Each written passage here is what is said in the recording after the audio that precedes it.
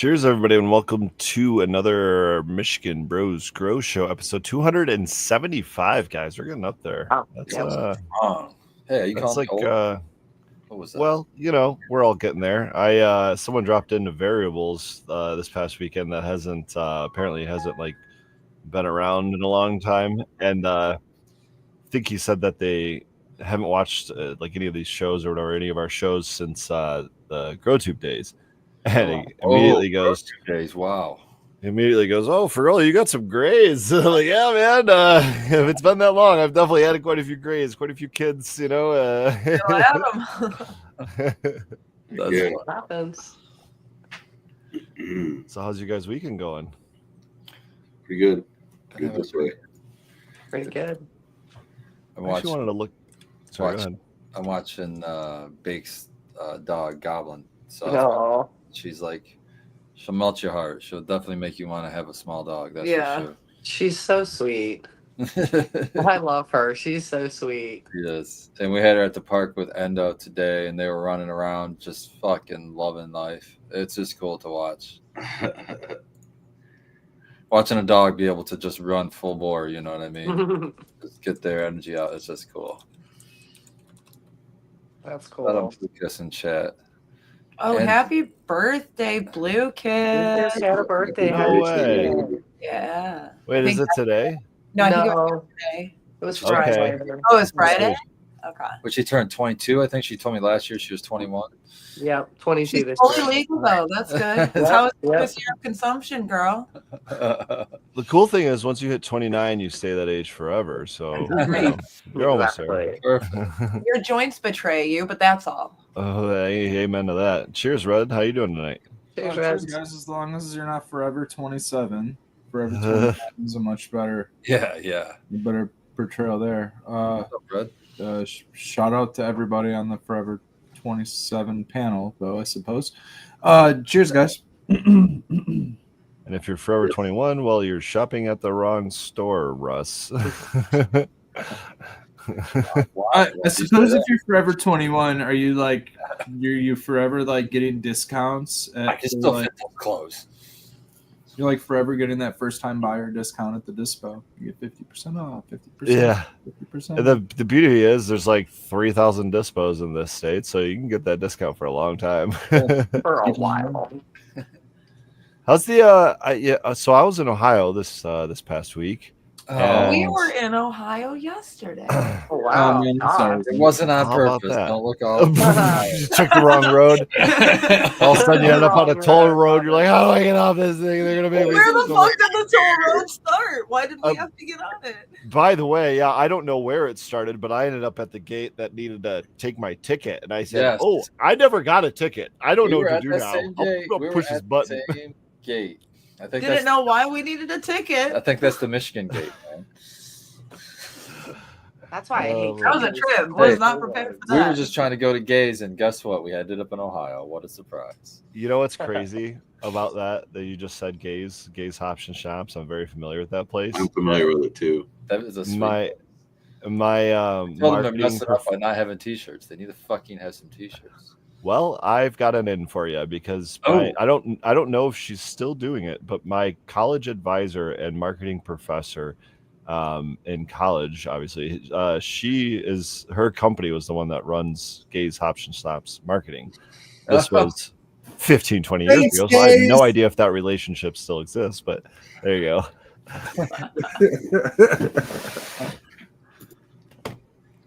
I That's probably have funny. a koozie here somewhere with a gaze koozie somewhere that I used to have. It was my first time at Gays, and we pulled in after a 30-minute detour that appeared all of a sudden. Literally, he's like, What "Oh, the this fuck? is the first exit, so it's going to be the second exit." And I'm like, "Okay." So we go to take the second exit, and then all of a sudden, there's a toll road, and I need a ticket, and then it's a 30-minute detour, and we're in Ohio. I was looking at her GPS, and it's like literally like We can see we're, it. we're here, and the next side's like right next to it, but then it's like the route is way the fuck up here. Yeah, Fuck I think I that. worked on that toll road before. Yeah, I know. we where got you, all yeah. shut down. Is that 80? You jump on 80? I don't know No, what we fucking I don't road think it we was. got on 80 That's for the it. toll road. We took. I don't know. What Well, it fucking was road the Indiana toll road, but not the one where we got off. That was still. Yeah, that 94. must. Were you guys going down Fremont? Yeah. Yes. Yeah, that's that tricky spot, man. You end up on 80. Okay, well, apparently I didn't know about this tricky spot. Next thing you know, you're at Cedar Point. You're like, oh, All right. Eastern Ohio. Yeah, $13 later, and Like, where the fuck am I? It wasn't that bad. Yeah. It was like $1.20 from where we got on, so it wasn't that bad. Yeah, but it was. oh, that's not bad at all. I legit had a $10.20, I think, or $10.80 or something Holy like that. shit. I'm so sorry. Oh tab. my Yeah, gosh.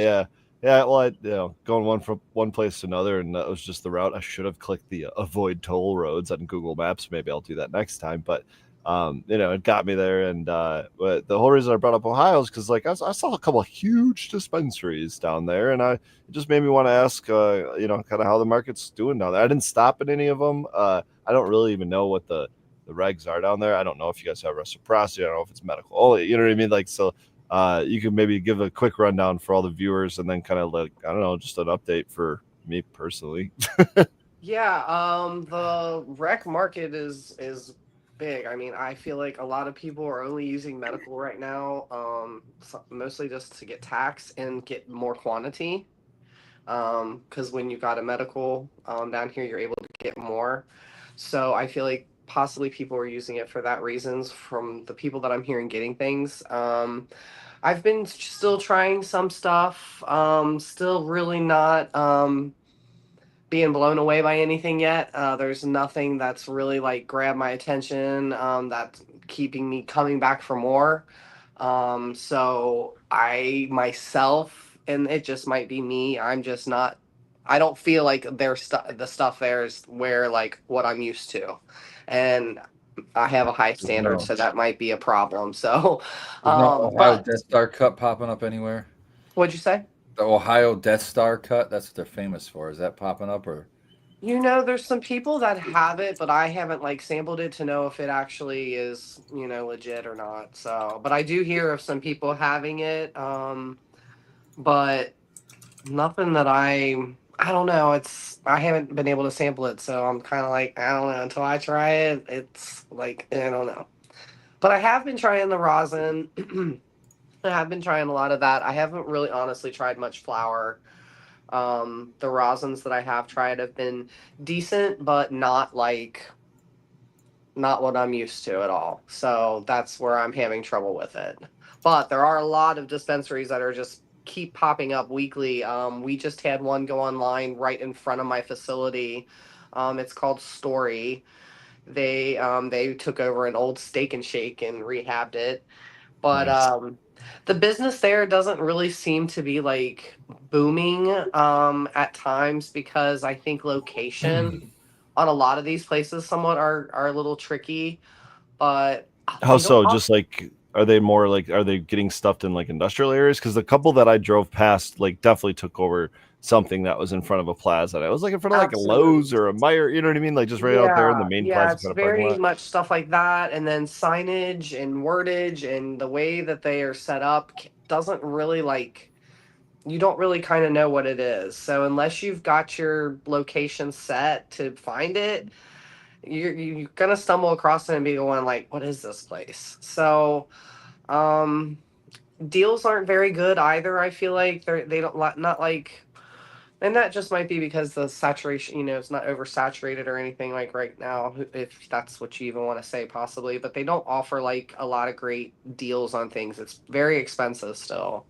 I mean, there are some ounces going for $400, $440. Grams of rosin are a little tricky, I feel like, because sometimes it's either a point like 825 or it's a whole gram. It's very iffy back and forth on. Crazy. Yeah, and I don't like that. So I want my whole Yeah, here's your gram. 0.9s, 0.96. But yeah, I mean, myself, I really don't have any need to be going. I do go just every now and again just to say I went and tried something different. But a lot of people that I work with have been getting stuff that I've been trying through them. But I always ask them where they went, how much they paid, whose it is. So I definitely ask him the third degree. Do those rosin weights? Does it have to like be less than a gram or something? Is there like No, I don't think so, arbitrary but I just number? think that that's how it comes out, and that's what they go with. Because I understand that it's like what is it? It's 1/10 of an ounce. 2.8 grams. Yeah, 1/10. 2.8 grams, 1/10 of an ounce for flour. So that's just so everybody just weighs it out different. Like it's just inconsistent throughout It's the board. not consistent at all. Weird. At all. And it's like one brand will have it for this, and then another brand will have a whole gram of the same strain. Obviously, I don't think it's the same. It's not the same company or anything. That looks nice. What is that? Nuggets. Sorry, I was muted there. That was one of the Hash Church crosses. This is the Hash Sunday, which is Sunday driver to Hash Church that we grew at the Tricone Forge. Yeah, nice. How you guys like it? Well, we've got a bunch of the phenos that I've trimmed up, and we're going through some of them right now. I've got about half of them. The other half we've already trimmed up and are jarred up over there. So we're just going through these other half as we're just starting to go through them now, seeing which ones we kind of. That's always fun. I like doing that. Yeah, it's fun. This Yeah, one's that is good fun. because we have we had 2 packs of Hash Sunday and 1 pack of what was it called, Holy Bananas or something like that. And we got them mixed. He mixed up the tags, so we didn't know which was which. So we just know that there's more of the Hash Sunday, and I think I can tell by like bud structure which is which. But it's going to be fun to try to also pick them out between while we smoke them. Yeah. I remember you guys said that you had said you guys switched it accidentally. So that happens. It's definitely not something we've all haven't experienced. Yeah. Well, that's another thing that's hard for us is we get it processed, like we do the fresh frozen, we get it processed, but we put a bunch of the phenos together, right? Because each one plant isn't enough to run by itself. So right, you slam a bunch together. So when we take these tops like we did this time, we'll have actual flower samples of each pheno by itself to try to isolate it and see if there's maybe one we like more than the nice. No, I'm not a fan of this, to be quite frank with you. But have you guys thought about doing like the whole mason jar test wash? We have samples of actually our last harvest that we were going to do that, and we never got around to it. But they're all. What we did is when we do the fresh frozen harvest, we just took the tops again this time, and then we just took a small sample of the top and put it in like a freezer bag, but it was like about a sandwich size freezer bag. So it wasn't a huge amount of buds, just enough to put into a mason jar. So we could do that and do a fresh frozen test sample. So yeah, we've heard of it, but no, we haven't done it. We intended to, and just never got around to it. I think for that, your guys' situation with the pheno like that, it might be worth it, especially going to the wash. You know what I mean? You guys have kind of the means to do that all in house with that kind of level of testing. Again, me personally, like I would prefer to just do a full batch of it, but if it's not possible, there are ways around, coming up with some level of results. Well, when we're doing pheno hunting, right, it's almost impossible. But once we pick the phenos we like, then we can do a monocrop where we can make sure, okay, we need at least, we'll do that calculation, whatever. We need 4 plants, we need 6 plants, whatever it is, to at least get one run. Then we can do that. We can get a single monocrop processed run instead of all these mixes. But sometimes, honestly, the mixes are better, but not a lot. I like to pick out. Do you consider the Tricone Forge to be growing for hash? No. Well, maybe. I consider that the Tricone Forge is growing for high first, and then I understand like that is your main desired effect. Or what do you mean the effects? But do you mean it could be BHO or it could be rosin? No. I'm not distinguishing there. I guess I just mean, like even if you guys are solventless, that's fine. But I say that because I think you come from a place where the philosophy, if you will, is to grow grade A flower. You'll grow top shelf flower, put all the focus on growing great flower. Coincidentally, I also think that is the best way to grow hash is by growing the best flower. You know what I mean? But I think ultimately, as a grower and a processor, when you're kind of doing the single source thing, like many of us are, you kind of like your philosophy on growing kind of maybe does change because you start looking at things from the hash perspective, right? Not just from the finished flower perspective, because let's be honest, if most of it is going to fresh frozen, we're not even experiencing what the end result of the actual flower is. We might be kind of skipping that and going to hash. So I'm just kind of curious to know if your like philosophy has changed at all over the last like year or two. It's most of the stuff we're growing in there is grown for hash. It's grown for fresh frozen. But that's not to say that none of it is grown for flower. We do specifically grow, for example, the Donny Burger that we grew this last round. We had one Donny Burger in there, and it's over half of that is going to flower that's hanging right now. And we took a lot of Moonbow and Triple Burger as well, and that's just flower that we know that we like, and that's why we took it. So I think that, but our decisions are going to be made like while we're popping or why we're deciding what we're going to pop next, what genetics we're going to look through.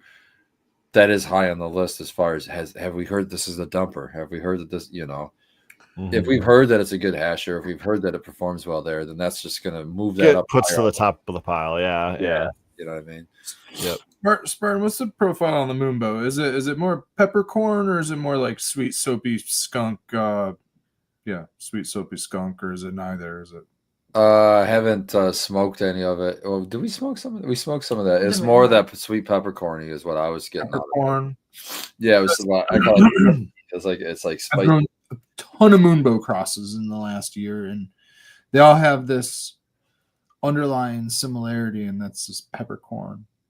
It's darker too. Like the strain itself got darker. I noticed than a lot of the other strains. More of the purpley stuff, which was kind of cool. I have a rose gold that's Moonbow dominant, and I lost it, and it was like I have a flower. I just smoked some. It was really nice. Very almost cushy, like it reminded me of. Like yeah. It's like a spice, like an herb, like a herbal spice, and it's real thick. It's the herb like stays after, like after you've smoked it for a while, you still feel it. Taste it a little bit. A lot of peppercorn in that. I had a rainbow belts. I had one of the rainbow belts go like sweet soapy skunk, and then as it dried, as it cured, not even as it cured, after I trimmed it and then put it into a jar to seal it, give it a day or two, it went peppercorn. I'm like waving a knife around. It went peppercorn, right? It was wild because it was sweet soapy skunk, like this like candy. Yeah, skunk. That tells me that those are all like thiols or really something that flashed off quick, and all that was left was beta caryophyllene, because that's one of and what's really wild is that it doesn't even flash off. Like the stuff that just sits curing even the same amount of time, the stuff just sits, it's not trimmed. It's almost like the sugar leaf or something holds the sweetness as it goes into the other container and gets sealed off further. It changes. I'm curious if it's a water activity thing. I was listening to Hash Church today. Girl, you might be interested in this information. I'm thinking that like monoterpenes just off gas and disappear. What they're discussing in Hash Church today is that a lot of terpenes actually convert into other terpenes, almost like some terpenes are precursors to other terpenes. And as the water activity specifically changes, now take it to the white ash theory, right? I've seen arguments on both sides. I've seen arguments saying that it's the flavonoids that cause the ash to turn white. And I've seen people say that it's the water activity, say that it's in. What if it in fact is water activity causing the flavonoids to change the ash color, right? So maybe it is both water activity and flavonoids. So this wild thing saying that like the terpenes don't just like monoterpenes don't just off gas, but they'll convert into other terpenes themselves based on the amount of water that's held in the flower. You might lose myrcene, but you might gain whatever else, terpenylene or something like that. Very interesting. So if you test it, 1 week after you harvest it, you might be dominant in one, and the other one might not even show up until 3, 4, 6, 8. Think of a hasheen, or whatever one that is. Yeah. That ends up, it's a conversion terpene, right? A curing, very similar to aging other cheese, wine, other products that do that, where you add in. Well, cheese might be different because you're adding bacteria and stuff, but that might be an interesting concept in cannabis too, is when there's bacteria, So I don't know. Yeah. Anyways, I think there's certainly possibilities there. I don't know how much the water activity necessarily has to do with it, but this guy was like pretty adamant talking about water activity on Hash Church today. He was like some pretty smart dude. I can't think of the name of this dude, unfortunately, off the top of my head. I was just kind of listening and bopping around. But if we can have cannabinoids like THC convert into CBN after a certain amount of time, I certainly would believe that terpenes can convert as well, or mature, degrade, or however you want to look at it, right? Yeah, but I think they're talking about the water activity is more of an indication of the color of the ash, like more water, Yeah, higher water vapor, darker the ash, less water vapor. No, I'm just comparing the two scenarios. I'm saying that because there's the argument of the two completely separate things. Oh, okay. Hash Church wasn't even talking about ash. Somebody else recently was talking about ash on a different podcast, and they were bringing it up to be flavonoids. But lately, it's been water activity, right? Everyone thinks it's water activity. Yep. And then this new information coming out of, I don't know, some smokability tests or some shit like that say that it's actually difference in flavonoids and stuff like that. But if water activity is actually affecting flavonoids, then it is water activity. You know what I mean? So I was just kind of like sidebarring, talking about the ash thing. The main component is that water activity dictates what terpenes are actually in the plant. So you dry out your plant further, you might lose one terpene, you might gain another terpene that wasn't even there in the first place. And this guy, I don't know who it was talking on Hash Church. I can go back and take a look or something to see who it was, but he was somebody in the testing community, cannabis. Works professionally with that stuff, so I'm not sure. I have a question with that and the water content. So the other thing that we burn to get good positive results from that I can think of right now is biochar. We burn wood to get the nutrients and minerals released from that. Does anybody know if the water content is mattered in those studies for what minerals and nutrients are being released from that burn activity? No, because biochar is like the byproduct after that. So like they add the shit back after that. So they're using that just to make the char, like make a home for the microbes, make a home for the new nutrition. And then they take that char, I don't know what you call it, the charcoal basically. And then they soak that usually in a slurry or a sludge that's got a bunch of nutrition in it, a bunch of microbes in it, and they'll like make a home in there, because that's a big thing that new growers do accidentally, is they make their own biochar, but then they don't charge it. So then they put uncharged biochar into their soil, and it legitimately encourages things to come out of the soil to make a home in there. And it's actually detrimental at first because it's pulling things out of the soil. I don't know if that answered your question. It answered it in that they're not related. Yes.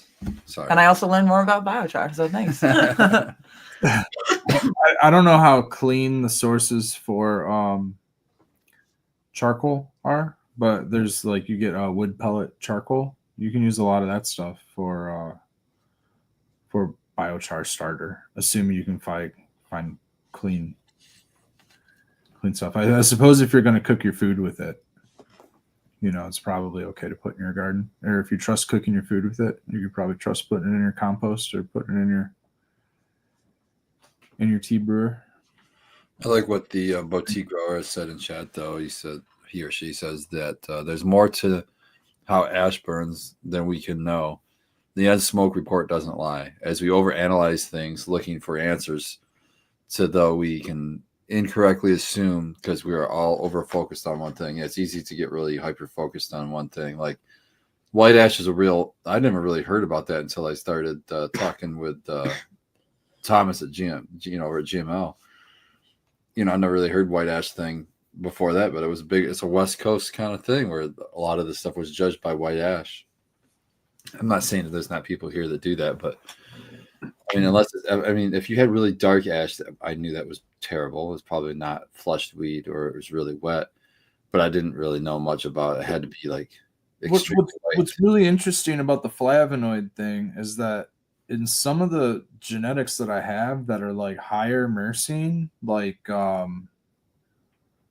especially like the stuff that's like more like cookies crosses, like these other ones, like the I don't know, like deeper purples and stuff like that, they'll get more of a darker ash and not necessarily like a black ash, like it has something in it. It's just not as, and I mean, I don't know. I don't know if there's I'm not testing water activity, but it's all in the same curing conditions. I would imagine that they would have the similar water activity. I asked ChatGPT a few questions. You can see them up top there, but basically the first one is water content and its effect on terpenes during drying and curing. It's a little bit more broad. A lot of this we already know, but it did mention the transformation. So some terpenes, example myrcene, may oxidize into other compounds over time. Not necessarily to do with water content, but if you go down here, it actually starts talking about it. So oxidation leads to terpene degradation. It calls it an example. Limonene converts to carvone, which I haven't heard this before. So maybe, there's something to this whole perspective here. Polymerization or breakdown. Some larger and unstable terpenes may break down or combine with others. They can combine, which is kind of crazy. Maturation or aromatic profiles can soften or mature. Harsh notes mellow, subtler notes or subtler ones emerge. And flavonoids like quercetin or canflavin are generally more stable than terpenes, but can degrade under UV light or prolonged heat, which I think we know that about most terpenes as it is. And then this last one. So ash color, how water content and flavonoids affect it. Wet or dry improperly cannabis contains or retains chlorophyll, sugars, and nutrients which don't burn cleanly. It's causes darker ash, harsher smoke, more popping or sizzling sounds, which popping and sizzling I thought was always like seeds, but flavonoids, which can contribute to color and taste, aren't primarily contributors to ash color, it says. However, flavonoid degradation byproducts, along with combustion of organic compounds, could subtly influence the tone of ash. But nutrient residues, especially phosphorus or potassium, and combustion completeness have a stronger effect than flavonoids on ash color. Look at this. There's a myth alert. While white ash is often associated with well-grown cannabis, is not a perfect indicator. Flesh quality, mineral content, and curing conditions also matter. So I don't know. Just there's many variables. Right. There's three solid variables right there. It could be flavonoids. It could be water content. It could also be nutrients. Yeah. I will say though, and I don't. Maybe do you guys agree with this statement at least? If you have a joint that you're smoking or a cone, whatever it is you're smoking, and it has white ash, it's not often that that's a terrible joint. Usually, white ash is a good experience.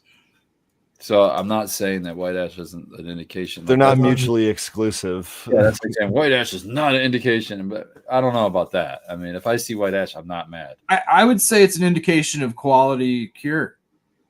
Because if you take all of those components and you say which part gets you to white, it's the part that's the most quality of it. It's less water activity, it's less nutrients in the flower. And what's the other component? It was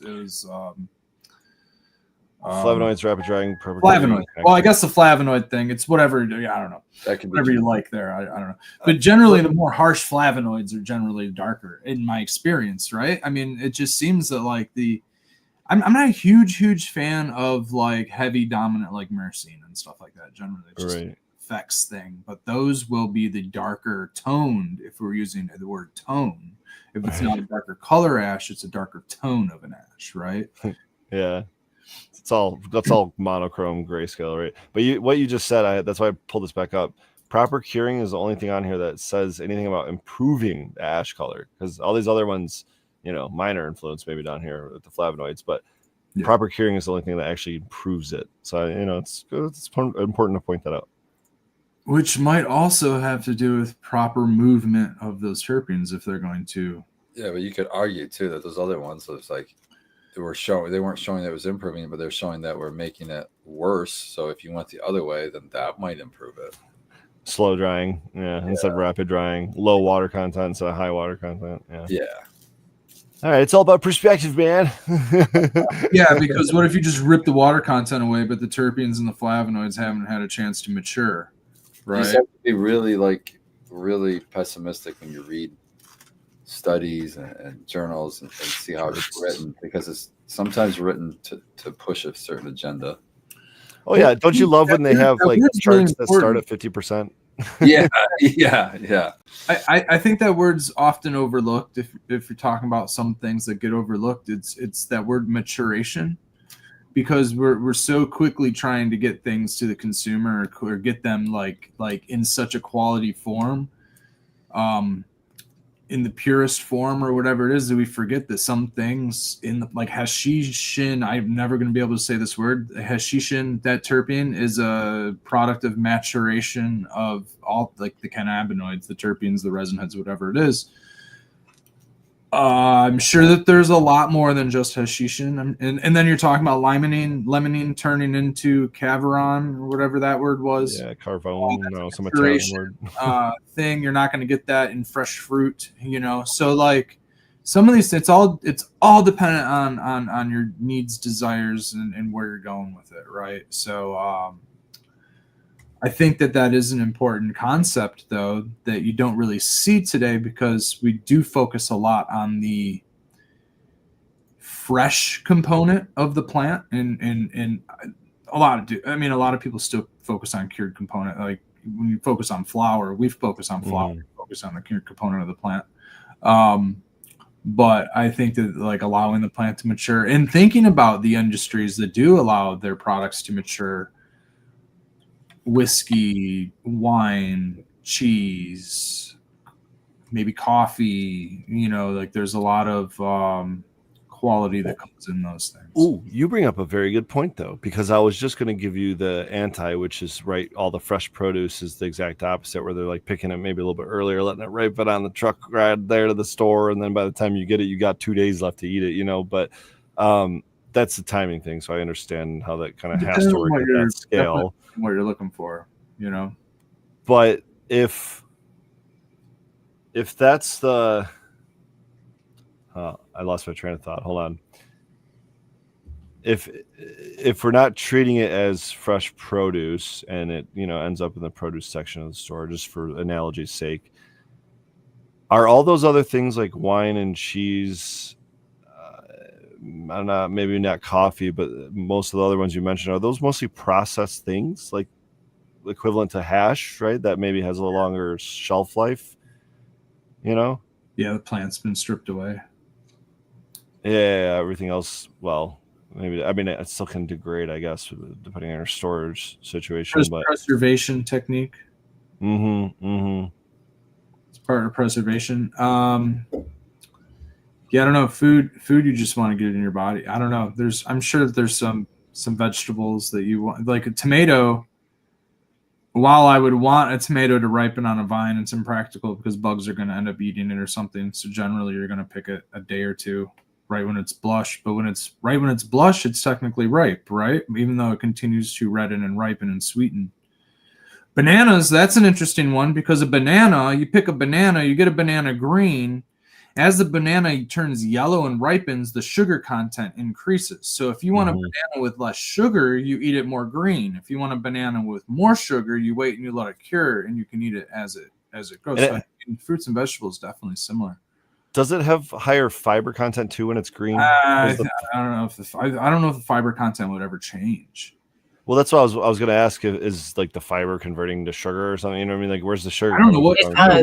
And for a low FODMAP diet, a green banana is better if you're following a low FODMAP diet.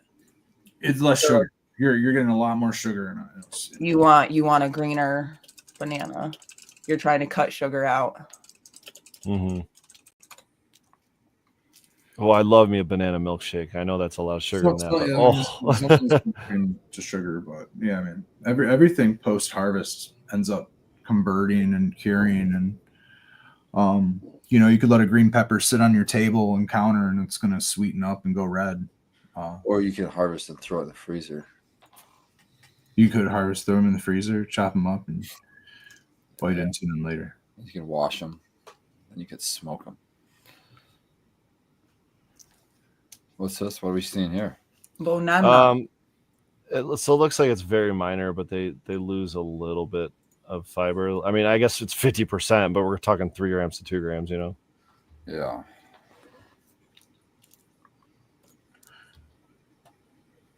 That could be a lot though compared to the sugar increase. Yeah, let's see what the sugar one of change the is. big increases. That'd be- Fiber. One point of fiber is a lot of fiber when you compare it to sugar. especially if you eat a whole bunch of bananas. I'm gonna eat 42 bananas and get 40. That might be OD level. Oh, You this don't page know isn't loading. at that point. I'll be pooping a lot, probably. Showing up looking like bananas. A single fiber unit will take away from a carbohydrate unit. So you can almost, depending on how much fiber is in a product, you can subtract that from the carbohydrates. Get your actual carbohydrates. It's almost So like green. carbohydrates. A green banana has 1 to 4 grams of sugar per 100 grams. So we're talking, 1 to 4%. Significantly lower than ripe bananas, which can contain around 14 to 20 grams of sugar per 100 grams. So yeah, up to 20%. So that's a 5-fold increase, something like that. 6. Well, you're right. It's 5. I mean, it's somewhere about 5, 6, 7, something. It's a lot. Also softer. Yeah. Oh yeah. I mean, not Well, you just keep letting them go brown, they get real soft. brown, be really soft, but like significantly softer. Like right, like a green banana is like a tough, kind of a Almost tough banana, snappy. Yeah. snappy, Or maybe peel and it. everything. Yeah. That too. But it yeah. doesn't leave a watermark on your counter as if it were losing draining water activity, right? Interesting fruit there. It is a really. Sorry, go ahead. I think we've talked about it before too. The organic bananas seem to taste way better. I think Spartan and I maybe was on that same level at one point. A green Definitely banana good. doesn't taste. Throw the hat at the computer. All organic food tastes better. All organic. Fair. Touche, Red. I Touche. grow my weeds synthetically, but my food, damn, it just tastes. I can't believe all the rain today. Oh my god. I wish it It's stopped great. raining. I like the rain, but not all day long. I'm so sick of rain. It rained Hope you all guys day planted your yesterday. seeds. It's rained all day today. Ugh. It's rained for like 10 straight days down here. It sucks. I don't know if you Damn. guys pay attention to the radar often, but our weather usually comes from the west and moves to the east. And if you looked Yes. at a picture of the Midwest today, the weather's actually spiraling opposite of it normally spiraling. And it's just sitting there right over you, Cincinnati. It's just spiraling in this like It was stupid. big old thing, and it's up here, coming up here, and going down there, and coming up here. It's for some reason It going needs east to- to west. And I swear, it only happens I only see it happen this time of year. It must be a shift in the temperatures or something like that cause it. But maybe it's us starting to get our southern weather, because we normally in the winter we're getting northern weather, and in the winter we get in southern. In the summer we get southern weather. It's kind of weird how that works, but for some reason we're getting eastern weather today.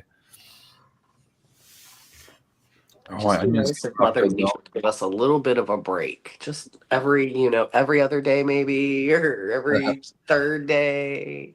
Yeah, I wanted to get some more plants in the ground, but that was not happening.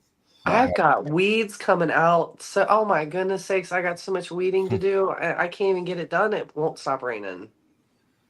Well, we couldn't get into the ground before it started raining because we were going to start the patch for sunflowers at Amaranth. Yeah. A lot of our sunflowers. Shout out Yeah, To I haven't started Rosemary's sunflowers Oasis. either. because y'all gave us some mammoth sunflowers and every single one of them popped. Them big ass. Nice. sunflowers. So appreciate that. Is that from the wedding or from last year? From the wedding. That's from the wedding. Nice. We popped ours too. Hell those yeah. are I'm like going to pop mine as soon as I 3 get my years seeds. old, 4 years old. Those seeds have some age to them. Sweet. We had a whole bunch of Mexican sunflowers pop up. I'll have to share some of those seeds with you guys now that we know that they're viable. Mexican sunflower is interesting because it's more like a zinnia, Mhm. Oh, so they're Oh, small. okay. zinnia family, Zinnia. but it's, Okay, so they've got more. they got a ton. You get a Please. massive amount of flowers on those things. Sweet. Ruben might actually have to go out this time. He's been faking me out and trying to tell me he's got to go outside every like half hour for the last like 4 hours in the damn dog because it's raining. He doesn't want to go out, but he also just wants to go downstairs and try to steal a shoe or a sock or a burp cloth or an egg carton or whatever the hell he can go down there and grab. That's dog, dude, I swear. We planted a bunch of seeds. And speaking of zinnias, we planted like over a half a dozen different varieties of zinnias. We planted the mammoth sunflowers and probably close to 10 other, well, maybe not that many, probably 6 to 8 other varieties of sunflowers, and probably about 25 to 30 other types of like cutting flowers, all in this one big patch. And then we got to our corn. We planted probably 300 or so seeds of corn. Only 2 varieties of sweet corn, and then the rest of them were just like ornamental and stuff like that. We'll see if we have any any of the Monsanto corn show up again this year. But I got the pole beans going. And then Mazu Pot's got a bunch of peppers and cucumbers, and I think what else? These were all Jalapenos, seeds. maybe. All seeds. Yeah, right? yeah, oh yeah. Everything's everything that I mentioned up until Mazu Pot was direct sow. The ones that she started indoors in solo cups and just organic dirt, and then those are going to more or less be like backups, if you will, because we are going to direct sow as well.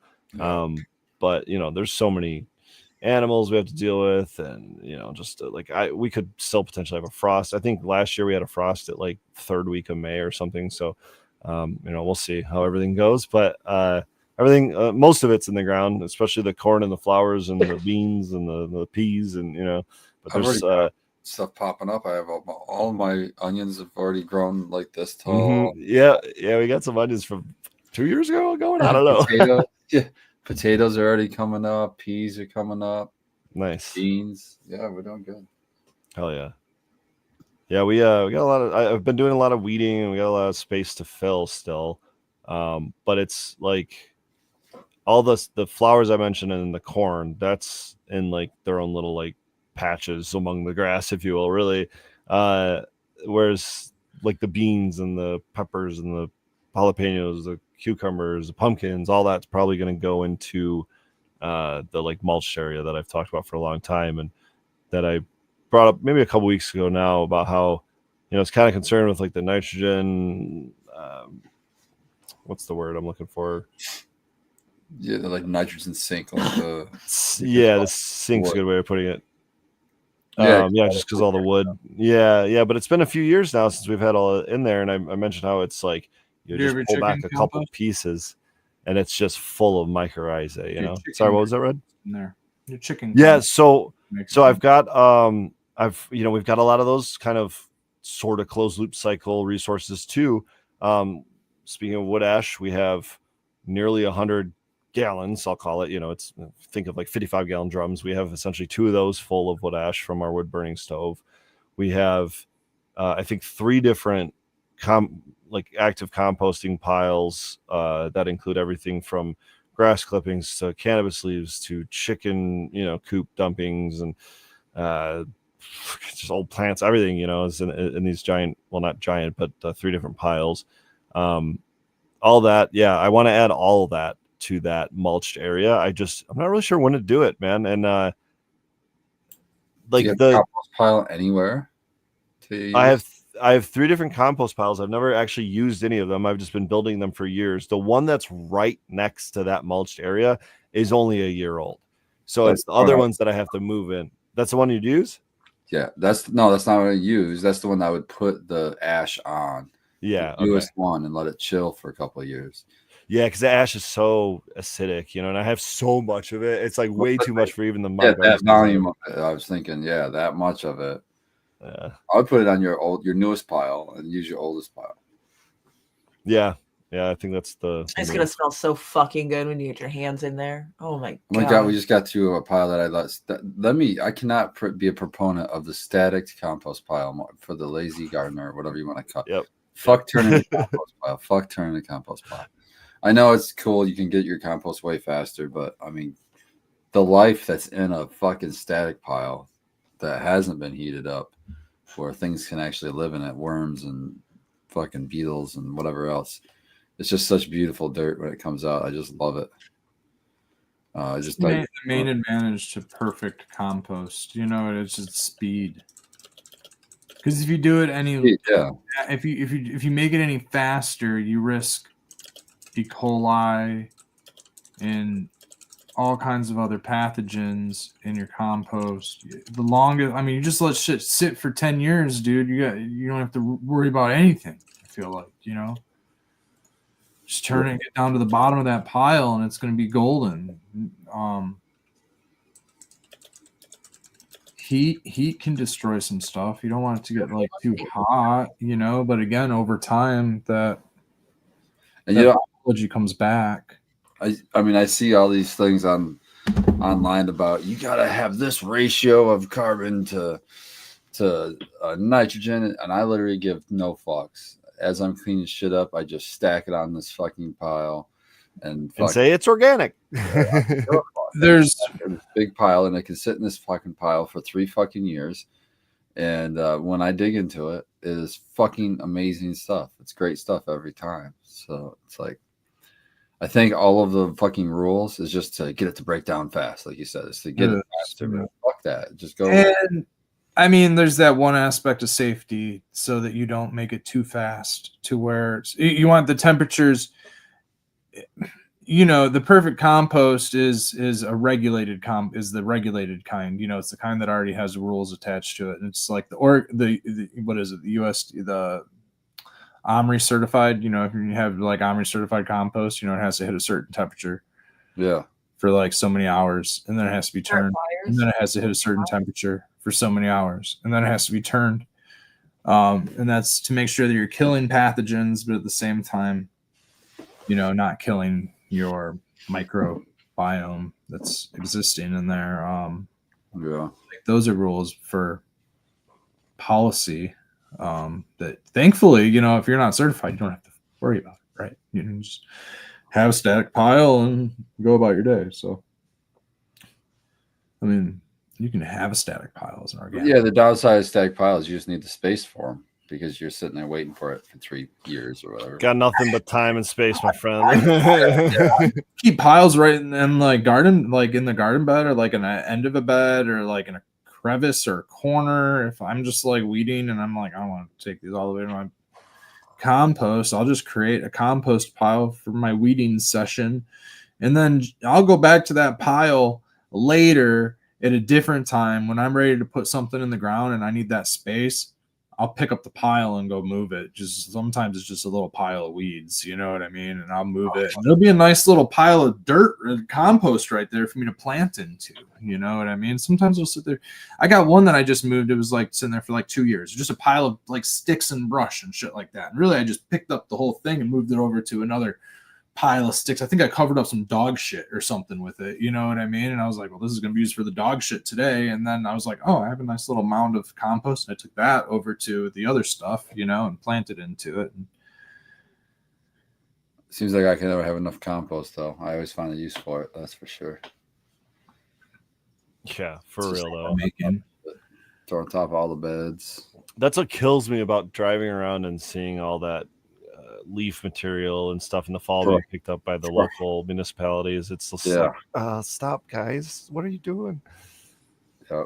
I have a field across the street from me. And I see my neighbors dumping big piles, making these giant compost piles. Taking wagonfuls. Oh, like, okay. So making some compost piles. That's cool. I'll come check out in a couple of years. I'll come check. Yeah, I just thought about this story while you're saying that, and now that you said that, think about a second story. So I'm going to tell you the second one first. Growing up, that's exactly what my dad did. He took all the leaves from our yard, all the grass clippings, everything, old plants, anything he was taking out of the garden, just put it in this one pile and just kept building and building and building. And it literally got to the point where we had like a peninsula of compost. And I mean, it was, by the end of it, I mean, he'd been building this pile for close to 40 years. I think by the end of it, he probably had, I mean, if I could try to quantify it, maybe like 30 cubic yards of just pure compost, probably was getting close to a cubic yard a year of it. I'm sure,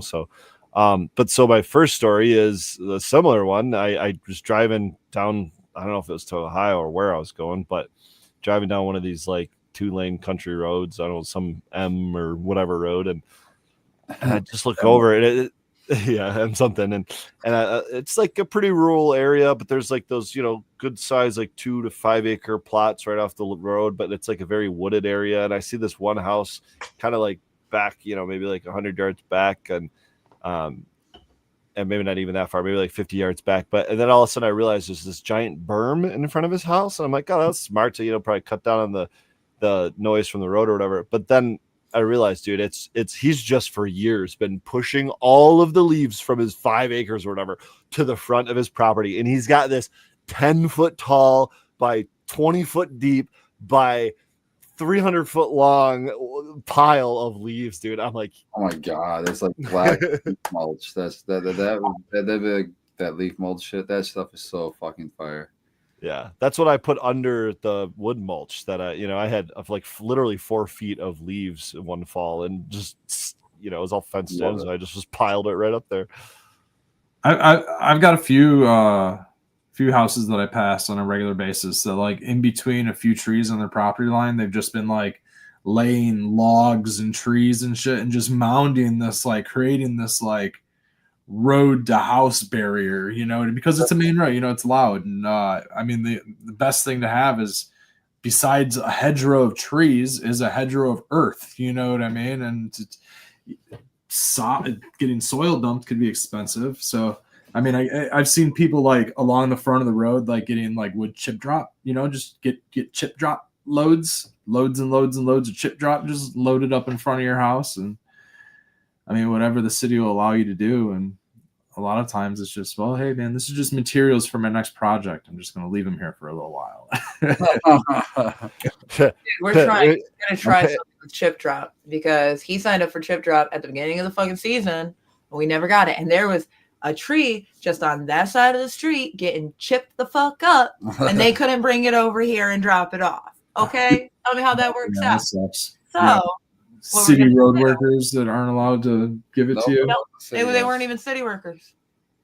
But what we're going to do is sign up for chip drop at the same time, but one of us is going to pay that $20 arbor fee and see how quickly we get it. That happens if they drop. You got to hit that. You just got to say that you're willing to pay them. You're willing to pay. Well, that's the thing, is if I check the box saying I'm not paying that, and they can continue, they could pay it, and then so they didn't. I think that's why I didn't get a chip drop. It's possible. It's possible. They might want your $20. Yeah, it's possible. So we're gonna do where she's gonna sign up, and I don't know if you can sign up with the same address, but we're gonna try sign up. One. I was gonna say, I've only had good luck with chip drop, but I've always checked that box. Oh, see, my theory still holds true. Yeah, awesome. They didn't offer it where I lived last year, so they didn't even reach the area. They kind of like will give you an email later in the season that says, "Oops, you missed out on this chip drop this time around. See you next season." Or so. Sometimes you can just you just got to be that squeaky wheel. Just keep signing up. Well, that's the thing. It said it's expired. Please sign up again. And I'm like, okay, yeah. Do this thing again. Or just do like my buddy did down the road. He's got one of those like signs that you put in front of a store with like the black letters. It he's got his phone number on it that says need free chips or free wood chips or whatever. Drop here. yeah, just right in the front of the yard, man. Actually, so speaking about leaving stuff until you're ready to use it, Red, my father is building a garage, and he had to add some like gravel to like the whatever, the construction, and he got a couple big loads, probably 5, 10, 15, whatever yards of gravel dumped in his driveway, but they didn't really take it very far into the driveway. They dumped it literally right at the end of the driveway. And like within a week, I think it was already like winter, close to it. And I think everything, like bunch of snow came where he's at, especially, and everything froze. And it sat there for like a week or two, a couple weeks go by.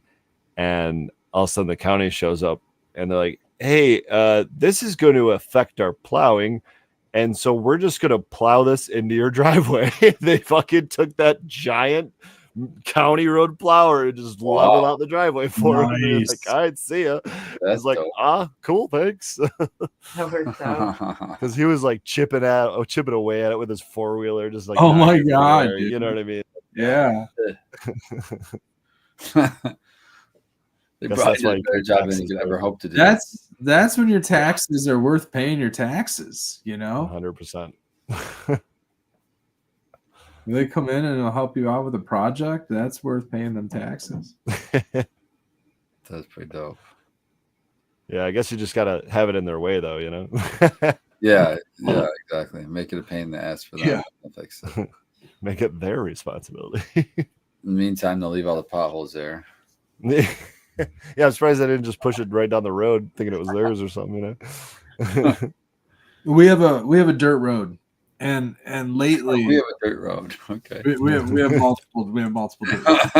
But we have a specific dirt road, and I take it regularly, and it's loaded up with potholes, man, and it gets really bad after it rains, and obviously in the wintertime when it freezes. And I don't know how much the county or the city or whoever, or us taxpayers pay for them to I'm gonna say resurface this road. I don't know the proper terminology, but all they do is they put a bunch of new 21A down. They just re-gravel the road, and then you drive over it a couple times, and the rocks just bounce right out of the holes. Right, the whole everything's still compact. So coming from like a background of farming, agriculture, things They like usually regrade it. That's what they usually do. They regrade the road. So they go regrade back- it. I Yeah. understand. Or just take those I holes understand compaction. They even if they run a wheel, like a heavy wheel over it or something, even they'll roll it. You still run a truck or two over, and it bounces those rocks right out of those holes. That's what they need to do is drop the gravel. In and my then mind, come I'm back with thinking, those I'm things thinking after like, they pave the road that smashes it down. well, they need to go through with a plow and plow up the potholes. They need to plow. I don't know what's more expensive, just plowing up the potholes and then resurfacing it. I mean, Whatever's more expensive is what they're doing. well, they resurface it once a fucking week. That, like, I swear to That's God, dude, what's every more 2 weeks they're expensive, resurfacing this road.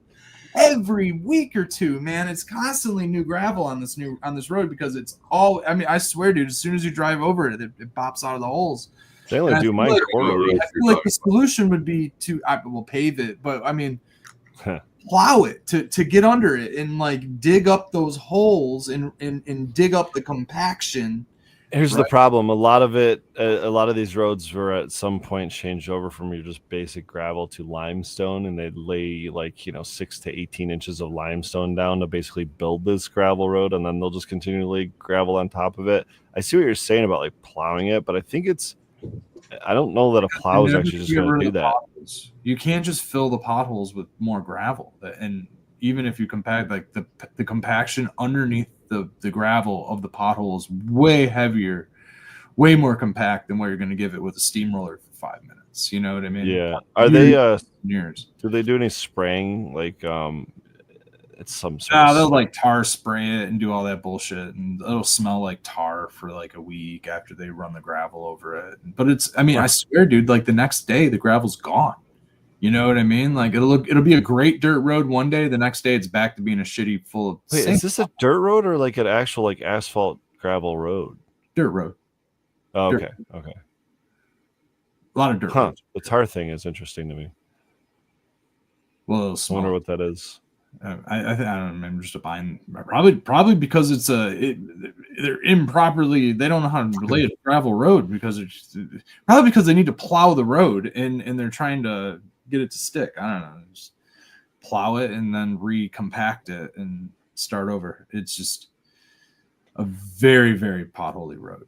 I know which one you're talking about, and it like wrecks my fucking car going across it. You gotta go one speed. You gotta get going one speed. Oh my god, that's always what he says, and I'm like, no, I'm not fucking flooring it. I mean, I put my truck on Baja mode and I hit it, and I mean, I kind of bounce off the road a little bit, but I mean, you just gotta hit it, and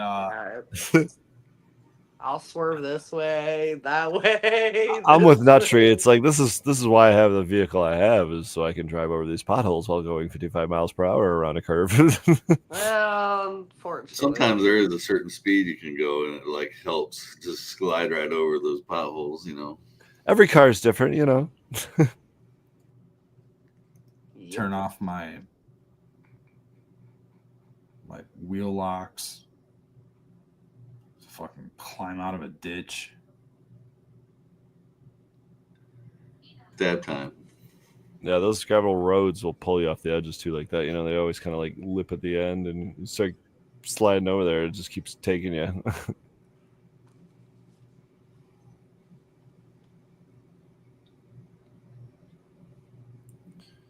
Has anybody started outdoor yet? Is it still too early for that? Oh yeah, I got a lot of outdoor. Well, I know you got from like the. Well, didn't you dig those up though? The volunteers road. I've got volunteers that I've dug up. Beginning of April, they're a few weeks going. I've got some clones out in the greenhouse that I've had out there since the beginning of April. Everything survived freezing temperatures. I've had peppers out there since. I've transplanted 300 pepper plants and 150 tomato plants in like the last. That's week. Awesome. Wow, that's fucking awesome, dude. I actually got a tomato. I have a tomato plant in the ground. I have a lot of cannabis volunteers growing outside right now. Like they're probably the same age as the ones that I potted up, but the ones that I potted up they've just had better conditions. They haven't had more freezes. You know what I mean? They've been sitting in the greenhouse all nice. But these ones, I mean, they're 3 sets of leaves strong. I have a little volunteer area that I'm hoping to just have what would it be? Kind of a little bit more breeding stock, a little volunteer section.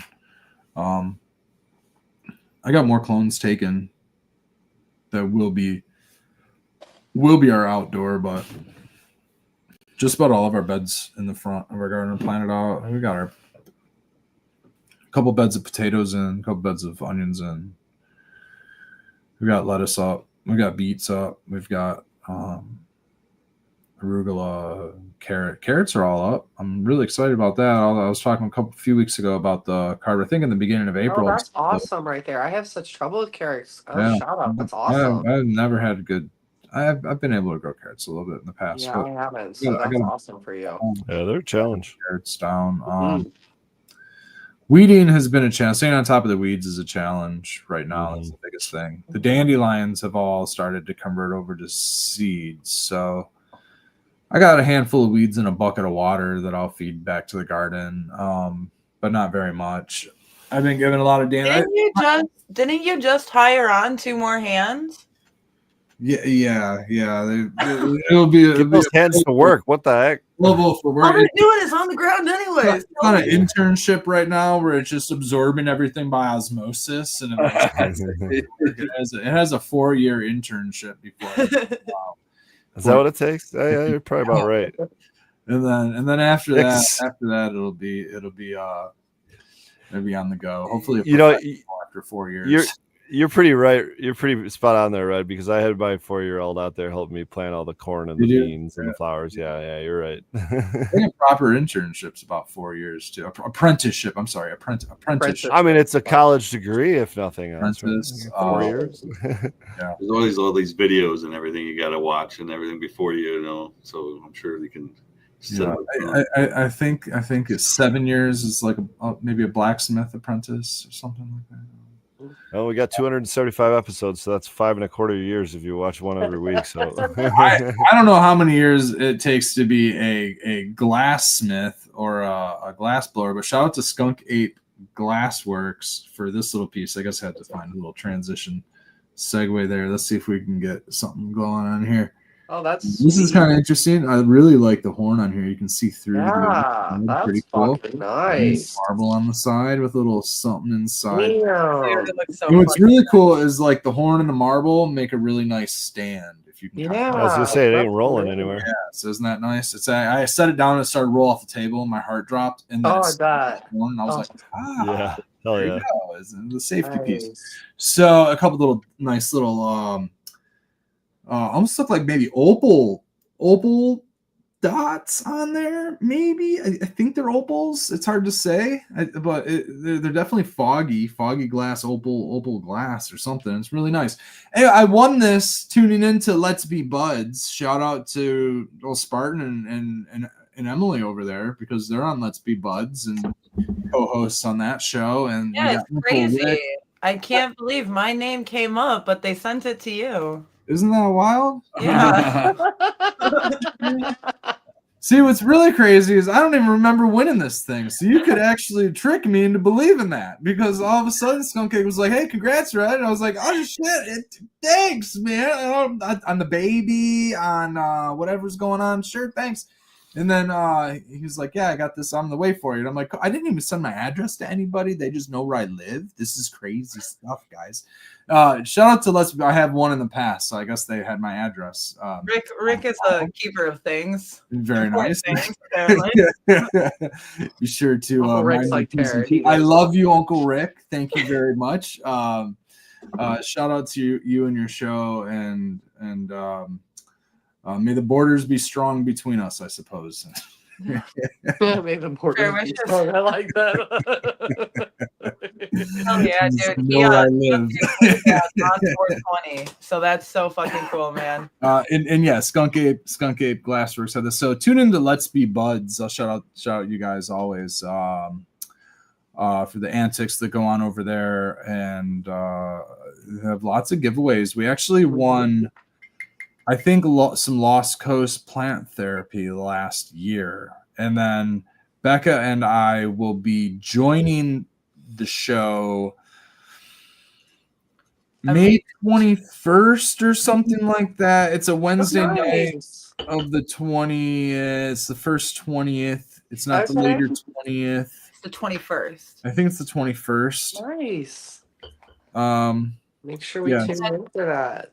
It's the early Yeah. 20s. Don't I'm not miss. sure what day the Wednesday falls on, but it's That Wednesday. Wait, can you go back to it for me? Yeah, I'm just dying. Sorry. So just so everybody knows, that Wednesday that Red and Becca are going to be on with Let's Be Buds is also going to be a Wednesday that we do another Lost Coast Plant Therapy duck race. Oh, Oh, there we go. Nice. Support Last Prisoner Project. Get your donations in. Get your ducks lined up. We do allow ducks to be drugged, so feel free. Drugged. Throw your ducks. Drug your ducks. But yeah, tune in. It's a good time, guys. We like hanging out here. That's very Uncle Rick. Let's Be Buds joining in chat. Cheers, Uncle Rick, and thank you Oh, for there's skunk right there. Thank you No, for the that's- show. Thank you for the antics. Thank you for the giveaway. Skunk Ape is in there. Yep, there he is. Thank you very much for this. And I got a T-shirt as well, a long sleeve shirt. It's gonna be an awesome addition to the wardrobe. And this has been an awesome addition to the garden, which is really nice because taking time out of the busy day to roll one up, take 5. This is really nice. I can just pack it up. I got pipes and stuff. I guess I just, this is a nice little piece. So I haven't been able to get a piece. It hasn't been anything I've been able to budget. Not lately. Not in a couple years. So shout out. I actually have a couple of really awesome people who have who've gifted us. I mean, shout out to I know I've shouted Chuck in the past, who's hooked me up with this awesome slide. And Denial and Error, who's hooked us up with a 3-hole hash pipe, and Hold on, I gotta ask, what's the all the friends slide? and family that we I have don't know out what adding to our glass collection. We appreciate you guys, man. You guys rock. So thank you. I'm sorry. I'm so sorry. I shouldn't interrupt. I really No, you're cool. I don't. What I were we didn't know saying? what a slide was. Yeah, I think it's pronounced. I'm saying the terminology right. I've always called it a slide, but it's just like a bowl that has the whether it's a 14 or a 10 or 18 millimeter adapter to go into the glass part of a Go bong. into something I like don't this. have a bong around here, but I Instead of like the downstem? I like. Yeah, there you go. Troy's got one up there. Check out Nut Tree. So yeah, it goes into a down stem. And I guess you call it a slide because so when you pull it out to choke, you just pull the slides out Okay. rather than like pulling the whole stem out. Some bongs you would pull the whole stem out.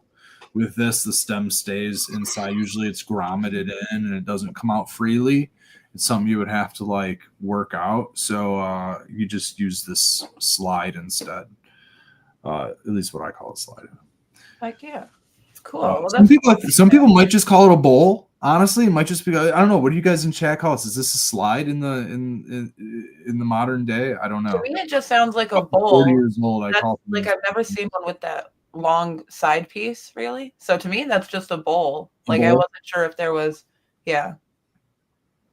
But I like the way slide sounds. That sounds cooler. Maybe the slide is the stem. I don't know. Yeah. But I got a few different ones, and they're all dirty too. Look at it. This one's pretty dirty. I got a little white one here that's nice and dirty. So Yeah, I think I've always just called that a bowl. But again, my lingo only goes back about 5 let's see, years. it's slide, short for bowl slide. Bowl slide. It's a bowl slide. I know. I got two myself that I keep alternating between. I'm like, okay, this one's dirty now. This one's dirty now. Yeah. And Wait, it's not a banger? they'll get, oh no, now you're really confusing me. No, it's not a banger. Oh my god. Oh, We went into Wild Bill's today though to get, the new piece, the new setup and everything. And shout out though, the workers there were diligent on their jobs. I appreciate it. Like that. that's But we good. went up there and he said, well, what size bowl is that? Gesturing towards the glass with the bangers. And she, no, you don't want a bowl in this. What you're looking for is a banger. This is, and I was like, all right, girl. All right. I apologize. Wrong. Yeah. That's the wrong term, but we're right here. Same thing, same concept. But Yeah, no, they you were want really to- helpful. What do you got there, Spartan? What's that? What was this little fang dangled? Did you just dose your bong? This is called they reclaim it. So this is supposed to catch Great the idea. reclaim. Is it It's like a little check valve? Is it a valve? Like a little, container oh, wow. it's just holding it up on these little ridges, so it's only barely above to let the air pass through. But there's like nothing inside here. This is clean. Did you drop like a little ball bearing in there, like a little check valve There's a bearing? little, There's a little bit of reclaim on there already. there's a little in there you can see. We've done probably, I don't know, 6 or 8 dabs through it. Give it a week. Yeah. So it's really awkward kind of on in there. And this part bounces like where the actual banger sits into the lid. But the connection of the banger glass to the bowl of that the collector piece in it is like it touches the jar part of the silicone. So It touches the jar. All right, we've got questions. Is that a Hemi? And is that difficult to clean? Well, I just got it today, so I don't know how difficult it is to clean. All right. This thing right here is going to catch most of the bullshit that I would have to clean. So I assume it's going to make it easier to clean. But you can see. Let's see how nice that is as far as. I've You got can a see right here, but I still have a little build up there, which would be difficult to clean. rig. The word is rig that I'm looking for. There we go. I've got a rig or two that have those. I mean, that one's actually very cool. Those recyclers. coming yeah, out the of the double box. recycler. they tend to be difficult to clean, but they're not impossible to clean. You just have to let it soak. That's Yeah, alcohol is your friend for sure. yeah, definitely your friend. Salt and alcohol are your friend with that stuff. They make these really cool. Speaking of ball bearings, they make these like little scrubber ball bearings and magnets. Those little things always tend to be helpful for glass. For sure. I like to use the same, call back to gaze, but I like to, the reason we're down there is to buy alcohol. And I like to use that alcohol if I have a lot of reclaim in there to dissolve This that. stuff here? You talking about this Yeah. stuff here? Yeah. Yeah. Because I'll dissolve that and add it to my next batch of RSO. So that's a good tip. Stuff's great. Been for running cleaning. a lot of RSO lately. We've got a whole batch of just CBD, CBG from Living Euphoric that we got ran. So I'm gonna have some of that tested soon, and then just need to up the regular FICO. So What's been really cool was she made the CBD RSO, and when we mix that with, as far as mix that, I mean, take a capsule with CBD RSO and then take a capsule with THC RSO. It's seeming to extend the high for long periods. like long periods. Like I slept till 10 o'clock. The fuck Yeah. it was. Insane amount. And I took a smaller amount. I took like 0.4 or something. They say CBD makes THC more effective, and vice versa as well. Yeah, don't I sleep really enjoy it. And that's another thing is that we can get away with growing more CBD outside. So we're leveraging that one, and we're gonna do some hemp outdoors this year. So far, only cherry wine has popped for that. CBD. So, other than that, though, our outdoor garden is popping elsewise. Well, we're really early anyway. We really don't need to put anything in the ground till fucking July at the earliest for the CBD. Even otherwise, it's Yeah. gonna be gigantic out there. So Is that a problem? yes, it's a problem because the biggest pest of all is humans. You got bitch ass neighbors. Yeah. So when you have the biggest pest of all, Dang. you can't be big enough to be noticed. Those dang pests, they're the worst. The good news is though, is I'm blessed to have some land, not a ton of land, but enough land to where I can spread them out and get a few in the ground. I want land, and then maybe a person. A little then- space in between us. Yeah. Those it's- mammoth sunflowers. I don't really want to see my neighbors. I don't want to hear my neighbors. At least they're there. Yeah, but if I'm out of fucking sugar and I need some sugar, I don't want to be Go. The neighbors should be closer than the store, but Yeah. I outside had of to that. borrow milk the other night, so I do like having a Nice. neighbor. But my neighbor is not like right on top of me either. It's like set back from me, so that's really sweet. So We have a neighbor that's Sure. been running a generator for about a week. And I'm like, I kind of feel like I'm at the campground, and I kind of feel like I'm like at a festival, but at the same time, like party's over, man. I'm ready to, I go outside any time of day or night. This generator's going, and I'm like, What is it being used for? I mean, I'm guessing. My hopes are that in hard times they've got their power shut off, and I'm humble enough to not give a shit if that's the case. You know what I mean? So it's like a whole home generator, or No, I mean it sounds like somebody's got their backyard generator going. It doesn't sound like a Generac. I'd imagine it'd be a lot quieter. I'm just wondering with all this rain if someone's got some flooding issues because that's. Oh what no, I'm it's been confused. going for it's been a week. I mean, we have a big neighborhood. If you're out of power, the whole neighborhood's out of power. He's been going for a week. So he's either like running a ceramics, shop and is like running his kiln for like a week or something. Like it ran for like 24 hours and then it shut off. And I was like, oh, he was like running a kiln or Ran out of something. gas. Like, he was running something for 24 hours and then it turned back on. And then it ran for another 3 days. Should just go say hi and ask him what's up. Do not ever take that advice. That's terrible advice. Why? Everyone Being a says you're nosy supposed to know neighbor- your neighbors. Being a nosy neighbor is the worst neighbor. Okay, or Yeah, you could just I really- file a complaint with the police and have them go check it out. You know what I mean? Like, Or really you mind your fucking business. business. it's more hard to importantly- do when you got a generator blasted all 24/7, No, it's not. 365. It's just a fucking I'm taking it upon like the act of saying I've been pretty dang close in the past. I get those notices every now and then. You got to pay the bill or you're gonna get your shit shut off. And if you get your shit shut off, they charge you a lot of money to get that shit turned back on. Yes, So they I mean, do. once you're off, Really? it could be an uphill battle to get it back. So right now I'm just gonna take I'm just gonna mind my P's and Q's and Yeah.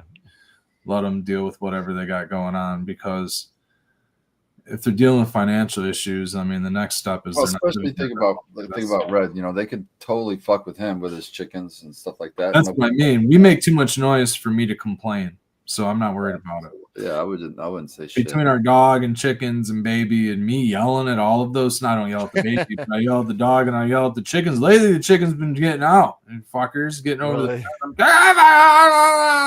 the dogs. I'm going. I'm running between them. I would love a bird's eye view from my neighbors. That was like the perfect Sims version of Red's life right there. Yeah. It's in the background. There's a screaming baby, so it just looks like I'm just fucking off with chickens all day while my wife's taking care of the screaming baby. You know what I mean? And what's going on, I suppose. But Becca, you rock. Baby's been out. It's awesome because baby's been out going for little walks in the garden, and she just loves it out there, dude. Just chilling. That's awesome. We started our first farmers market this week. Is it this week? Yeah, it's officially this week. Monday, Oh, yeah, Tuesday, dude. Wednesdays are first Fine. farmers market. Awesome. What are you bringing? yeah. What are you bringing? Micro. 350 plants he transplanted. Yeah, I'm gonna let some of those get a little root structure. I'm not confident that the people who are gonna buy them are gonna protect them from the inevitable frost that we might get or something like that. So I'm just holding out on the peppers. Unless whoever wants them is confident they'll be able to keep them alive or whatever. I want guaranteed success from people, so we really aren't even starting our plant sale until May 14th, May 15th, which is our last frost date in our area. But that being said, I mean, we're already harvesting stuff out of our garden, so we'll probably bring mint and just random stuff like that that's in our garden. We might have lettuces. I don't think lettuce is really. It might be another week or so before we have head lettuce and stuff like that ready. But we're gonna have leaf lettuce ready probably in the next week or two. That stuff's coming in. Arugula is gonna be ready in another week. We'll be able to put those in probably containers and stuff like our microgreens, and then peas should be shooting up. I don't think we'll have peas for a month, but they're a foot tall already. They came up nice and quick after our last rain, and we got about 50 feet of peas. Our peas are a variety that are kind of like a land race variety at this point. They've actually I've been collecting the same pea seeds for I don't know, 5 or 6 years now, and only running those. Why does pea seeds sound so funny? The dill is very similar. The dill is pretty much our own variety at this point. We've been running the same dill seeds for many years now. It's kind of cool. At some point, Dills just starts running itself. Dill is fucking. Yeah, dill's everywhere in the garden as it is, so that's kind of cool because we'll just randomly have dill plants all over, and we'll save some of that seed. Marigolds, I think, run a 2 or 3 year season. It's kind of cool that we actually got the. One thing that was really surprised we got popped up from our own seeds was lemon basil. That was really hoping to have a bunch of lemon basil. I mean, we've actually gotten away with we got a full flat of lemon basil, and we didn't have to buy any lemon basil seeds. So it's a little bit of work in the fall, right? Going through, but we don't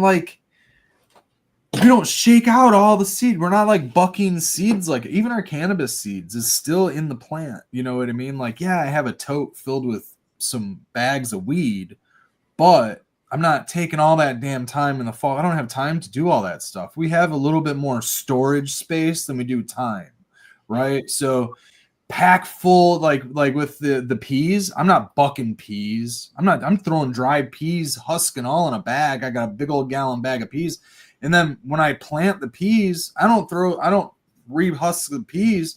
I just take the pea and I break it right there and I leave the husk on the ground with the pea, So I'm not shucking stuff off. I'm not like doing big laborious processes to keep seeds. I'm drying the flowers and keeping the flowers, or drying the fruit. You can't really do that with tomatoes and cucumbers. You have to go through the process. You got to ferment them and do all that stuff. Every seed's different. Every plant is different. Some stuff is a pain in the ass, like tomatoes and cucumbers, but some of them just like to present you seeds, though. The seeds are the fruit. You know what I mean? So it's like there. I heard loofah is that way. We saved a bunch of loofah seeds. We haven't sprouted any yet, so we don't know how they're gonna do. But that's in this week's. This week is officially like squash time, right? You don't want to start your squash in February with your peppers. You're going to be you're not going to be able to put them outside. You're going to want to put them outside in March because they're going to be 10 feet long, and you're not going to be able to because it's freezing. Start your squash like now. They only take like a week or two to get up and going, which is great. It's like a 50-day harvest, right? I mean, they're so fast. Yeah, I mean, they can be. Some of your winter squash a little bit longer than that. Your pumpkins and stuff are going to be a little bit longer. But yeah, 110-day pumpkins over here, bro. Some squash are like a 60-day run, but they get so big so fast. They're going to outgrow your nursery space. What's the long squash with the fat bottom? The long skinny. Fort Hook? Butternut squash. Butternut squash. I want to do butternut squash. Yeah, butternuts are delicious. How do you make butternut squash? What do you make with butternut squash? Butternut squash soup. You bake them in the oven, or butternut squash Ooh. soup. Yeah, I'm not really It's because you haven't tried it yet. slurp it down I kind of soup was person. not about You ever made the pasta? butternut squash soup either. And We do spaghetti and squash Summer pasta. made me it, and oh my goodness. Whew.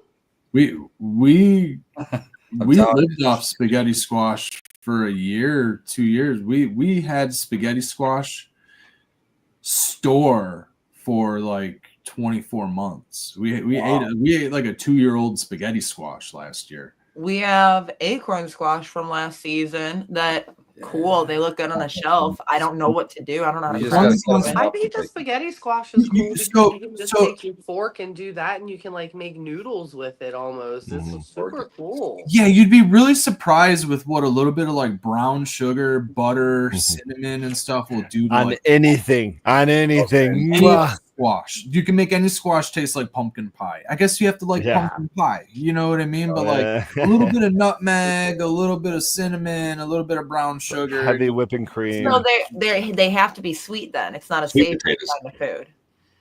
It's a savory kind of food. It can be So when I eat savory. butternut It can be squash, either I or, should be honestly. anticipating like a And pumpkin here's the pie thing. soup. Take that butternut squash and make pasta out of it, but make Right. ravioli pasta. And Are then you can are you fill that guys with anything. thinking of spaghetti squash though? I don't know if you can No. really. I don't There's know two if butter, different- No, I grew butternut acorn is squash as- last year for is sure. butternut as fibrous as spaghetti squash. Oh, I'm sure We they did that- mix it with other stuff did to that make with it into spaghetti a pasta. It's not like what she's saying with the fork. You can just do that. But Oh, That's I thought spaghetti that's what you were squash. talking about. My bad.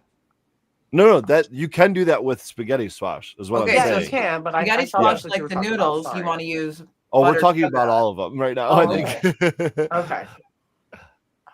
No, you No. cut it in Those half little and just yellow lay it down and ones. just bake that sucker, and it gets all nice and squishy. And then Which you one do you take put it, brown and then you sugar can on? make. All the other squashes that you're not using for noodles, like any squash that you basically can grow, like acorn squash, you would cut like this, open it up like that, take all the seeds out, and put the butter and the brown sugar in the middle, and then bake it face up in the oven for the longest period of time. What for like else a do half they do hour. like that? Don't they do that with like marshmallows or something? What is that gross stuff? You do it pumpkins. Yeah. Oh, you think about Sweet sweet potatoes. potatoes. Yeah. Yams. It's very potato? popular with Sweet yams. potatoes.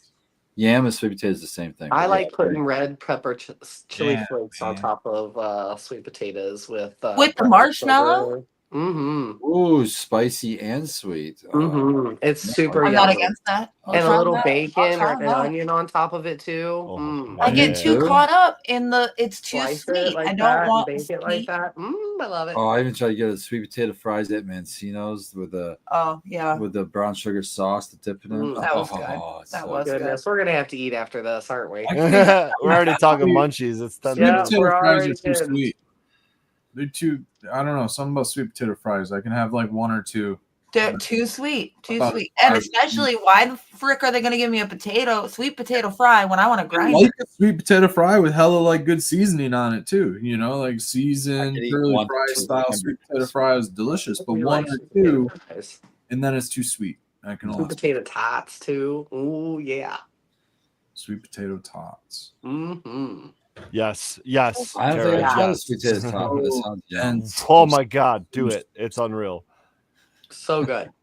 It's the best. How do I make that? How do I make it from a sweet potato? see a You sweet go potato to is not Gordon a sweet Food Services potato. and buy them out of the frozen Oh, section, so like that's the just some rest of the processed restaurants bullshit do. is what you're Yeah, telling me. Yeah, it's- Talking well, about you Gordon know, Food I don't Services. know. brand I and don't it's know. organic, For but it's Broly's really good suggestion in the is- freezer Food.com, section. Go to the maybe? Like, goddamn branding. store and get some bullshit Little processed taste of shit. home.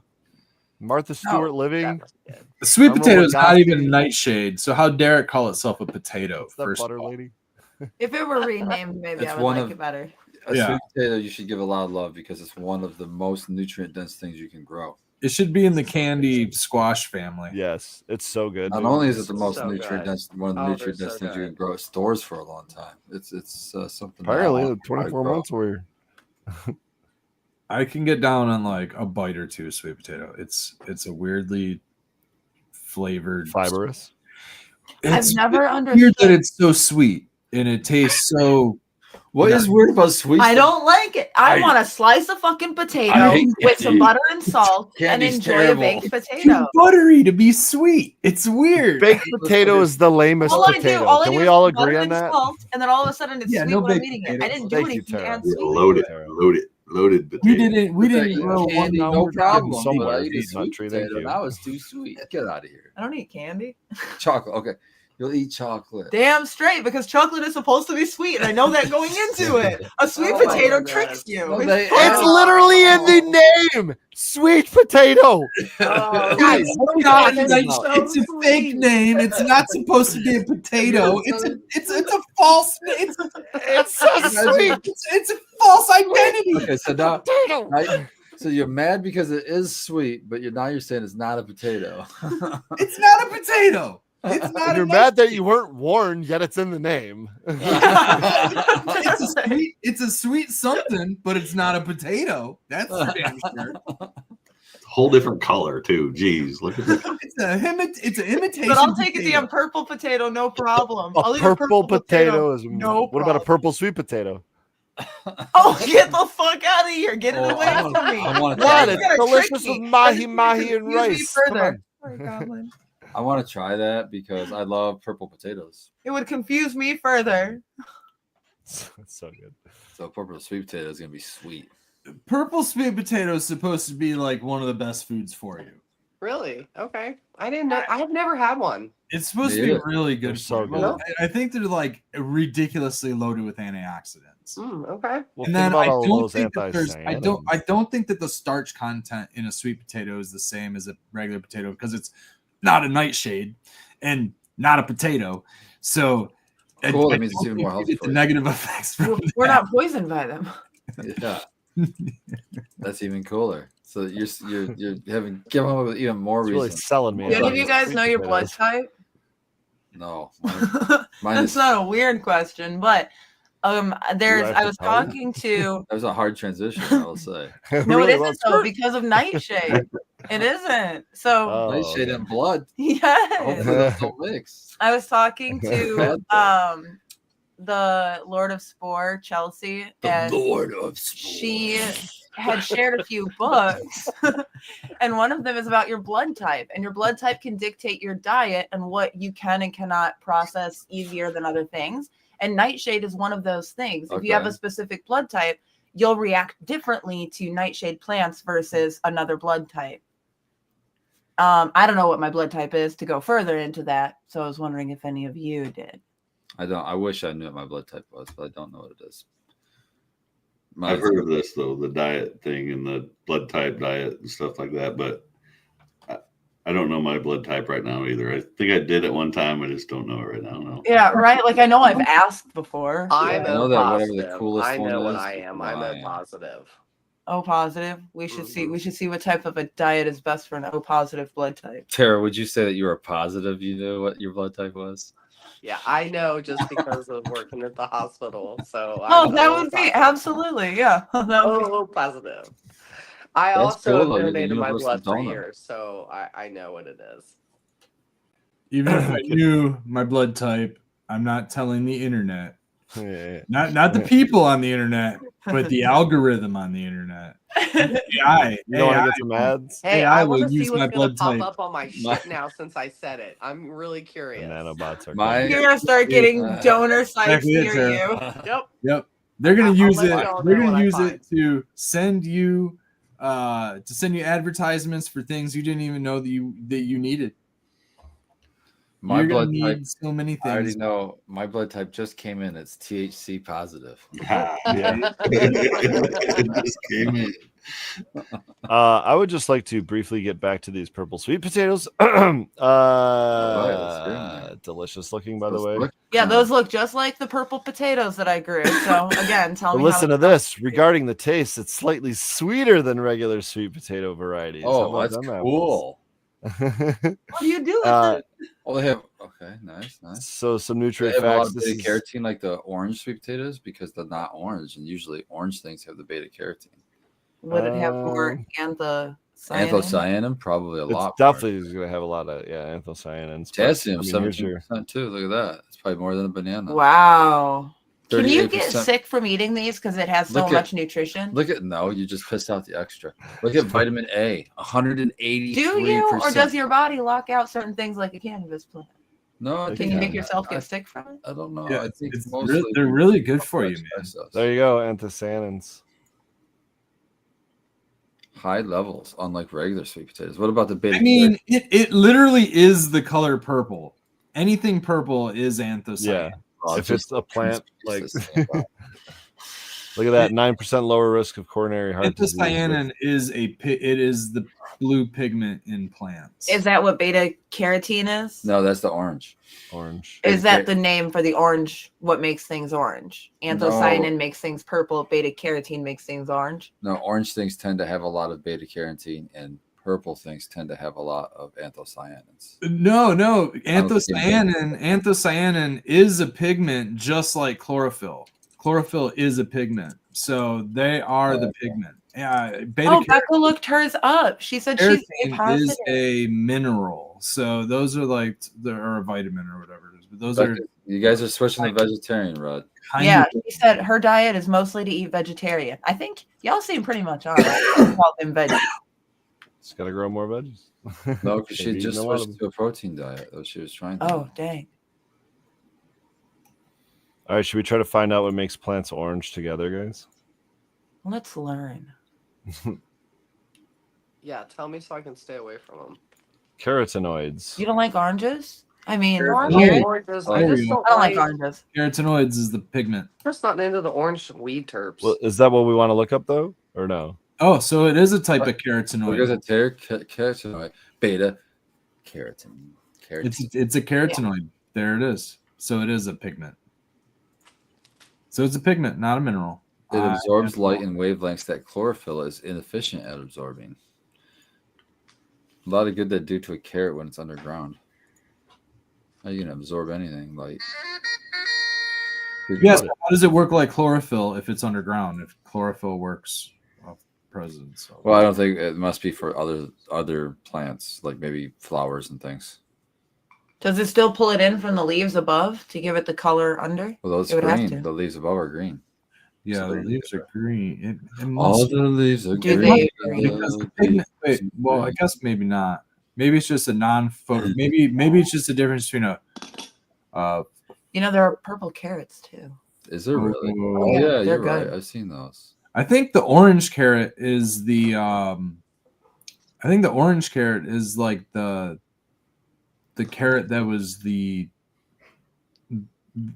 the rare carrot. I think carrots were originally like purple and red and yellow, And white. And white. and they found in the orange carrot was the sweetest carrot and the biggest carrot, and it got used for conventional commercial production. And then Bugs Bunny got a hold of it, and that's all you see now is the orange ones. How did they make baby carrots though? Well, you have to have an orange carrot because of Bugs Bunny. Yeah. Exactly. What? Is it true that to make baby carrots they just shave down full size carrots? Yeah, Yep. yeah. They sure do. That's crazy. I know. You can And grow. You can baby grow carrots. They You take the can grow carrots that were baby rejects, like carrots. the weird shape. That's not totally true. Maybe a dole. Maybe a dole that is true, but you can grow baby carrots. You just grow little Oh, okay. I didn't know that. carrots. How Yeah. do you grow baby corn? I want what they those do tiny is ear corns they that took you the- get Ooh, I in don't like stir fry. those. Those are The baby yucky. carrots were born from the reject carrots, so the carrots that weren't long, straight, and And I would say that's a truth for brown and sure. brown, Uh, and that's I where mean, the fucking baby carrots. Yeah, like a bag of baby carrots, I'm sure is your off shits. Yeah. Yeah, I prefer to eat the babies. I don't want. What do they do adult with the other carrots. parts of that? I feel like shaving a carrot into a carrot shape is such a wasteful shape. Well, they probably compost it.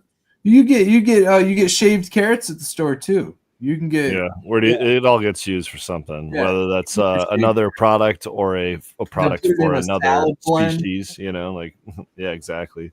Maybe put it on a vegetable. Or like I was just reading some outfit out The of carrot Europe juice. somewhere. I think the Netherlands is taking carrots and making fibers out of it to make packaging. Ooh. Can you imagine being able to grow your own packaging? That's fucking sweet. I wonder what that smells ready. like. in the I'm middle of ready. summer. Just make it hold in the terps. Holding the terps. Yeah, I think that'd be cool. Some carrot packaging. I'm gonna start. Never mind. You're gonna start never minding. Good. So baby corn, you just have to stress it out. Don't stress. I can't do Like in shit. a diaper. I think I'm or- really good at stressing out corn. I'm really good at that. Oh, I thought you said All right, dress corn. out. Carrot. There's Oh, actually yeah, some carrots are corn. Bitter. We're going to live. There's from- high beta carotene corn, I think. There's a red variety of corn that's supposed to be really good for you. Honestly, more. I think excited it's- about Amaranth I than think the it has more beta carotene than the carrot or something like that. It was. I this is information I get out of like the Baker Creek fucking book. You know what I mean? Like the Oh. seed guide. You know, you read the fucking Baker Creek seed guide and it tells you From random. booch to hot cuisine, a nearly extinct bootlegger's corn gets a second. Yeah, it's like shot. one of these. That's red as fuck. It's super red. Look up for girly. Look up a ball vape and tell me that's not some cool ass shit. Yeah, so carotene would be red and orange, and then blue and purple Super cool. would be anthocyanin. Look up the Ace. I think it was called ball vape. Is that the only colors then? So wait, No, they got green other would be ones. chlorophyll. Carotene, blue, or carotene is red and orange, and then anthocyanin for purple and blue, Purple, yeah. green. That's it. What about yellow? Okay, so are we finding carotenes in cannabis when we get red and orange faded leaves? What about the pistols? I think it had to be in the buds, maybe. I don't know. I don't know because we're talking about what we're really talking about is the trichome heads. That's where all the stuff that we're trying to get tested. is But coming. if but there's So we are phytonutrition. growing for hash. Phytonutrition in the plant. Absolutely, I want to eat the plant. You know, it's a you good. can eat it if you want to. Yeah. After they fucking separate the heads, you can eat the plant. So does the plant have carotene in it? Is it going to be good for? Oh, I it? see what you're saying. Yeah. Because we already know that plant in the background has anthocyanins. That thing is fucking awesome. Is this what you're talking about? Yes. Yeah, so Oh. you see that thing with the handle, you put that in the thing that's got the cord attached to it to heat it up. And so it's wireless. So then you heat it up and you pull heat through it and it's like a vape for flower. Or you can connect it to that fucking glass piece and you can even do dabs to it. It's super cool. No That's what I was flame. gonna ask. Do we have to smoke out of the seal or whatever that is? You know. Then I saw No, you just sports use over that. here. It's wireless, basically. It's like a wireless email, basically. I don't know how else to Yeah, no, that makes sense. So you unplug it and then hook it up to your thing. Mm-mm. Just that goes over your ball, Oh. and there's air. So you see those holes. So when you draw through that it heats up the air, So that stays hot. You just have Yeah, that. that's the heated Yeah, that's element. you stick that in the base that has the cord and all that, and that It's heats not it up bad. to whatever temperature you have it set to. You got a screen in there. Yeah. I feel There you go. That's cool. I feel like all the reviews that I've heard from people, especially Fluff's Garden, is like it pays for itself kind of thing. Like it's a big expense up front, but It's $500 $550. or $550. But- It's expensive. once you start using it, you like appreciate it that much that it's like your go-to thing, and that's where you're at. It fucking better be for that price. I don't know. He really shouts it out and like makes it.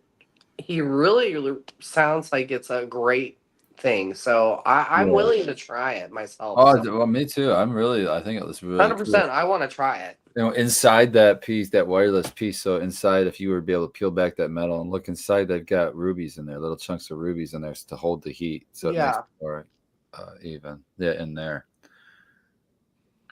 And there's some videos. Where did I see? I think on their Instagram, maybe of them kind of showing it. It looks pretty cool.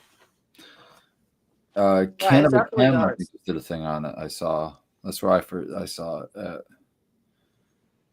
But I forgot. Fluff's been fucking with it for over a year now. Over a year now, and he really is behind it. So Hell yeah. yeah. Especially, when you hear that one of us that is, in the community is all about something that is their go-to thing, you're like, okay, I'll give you a try then. Yeah. Especially, I mean, and it is like he said, he knows that the price is up there, but he's like, it really delivers. Because I was like, I'm super skeptical about it. So when he was talking about it, I was like, all right, I think I could try this, because like some of those like dry vape kind of things that you put flour into are a bit, I don't want to say misconceiving or anything, but I know what I want to taste and stuff. And when I do that, it doesn't deliver to me. So I feel like him and I could like, he knows that I would like love the flavor still. And I think he's getting that. So that's why he's shouting it out. I like the idea that too, that you can customize it for whatever temperature you Yep. want. You can, Yeah, I love that too. I think that's pretty cool. Yeah. And I like how you can use it for flour or for dabs. Mm-hmm. Mm-hmm. Basically, you could remove the torch or whatever you're using off your desk or tray, and you have this one piece that you can set off to the side and just grab that one little hand piece. Yeah, it Yeah, made it look so bring easy, over. didn't it? No cords, nothing to fucking tip over Right. and knock shit over. And it just looks sleek as hell. It's a It does look really very nice sleek. design. No sound. So for us podcasting and stuff, when you're heating up for a dab or No whatever, torch ever again. no sound. Exactly. I'm sure I'm going to burn the shit out of myself. I mean, if I had that. No more camping torch. Have I ever? Have you? It's got right here. Have you guys heard about this new fandangled thing called an e-nail? No, I I don't like mean, this is an Yeah. email without the cord. that has a cord. No, I know. We're just talking about Yeah, no yeah, torches and yeah. keeping things Yeah, silent. it's And that's Stone a Age running control. joke with my hash buddies. Is Tough. use an email. Totally.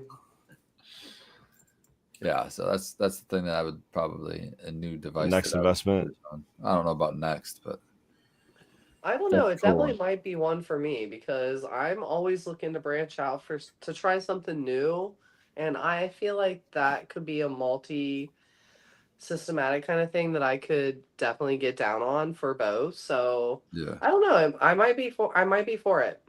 You guys remember electric ovens with the coils? Yeah. You Yeah. just stick a knife in one of those coils and rock that sucker. Actually, I got this little guy right here. Just stick the sucker in that little coil, let it get red hot, and pss, pss, pss. That is an electric wireless. You just reminded me, Red. Speaking of dab tools, Tara, I found the one in the truck finally. Oh my gosh, I lost a dab tool in the truck like 3 months ago. And wasn't it underneath the center console? Because that's where I thought it was. It was on the passenger side. This is where I found it. Oh, okay. Well, Yeah, that's a good thing then.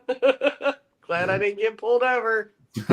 Oh It's a shit. good thing to find. I'm glad you found that. That's you Exactly. take Me it out of too. the car, clean it off, and use that sucker now and take a dab. Exactly. And then don't put it back in the Maybe it farm. wasn't yucky and you could dab off of it still. Clean it off. And do a dab.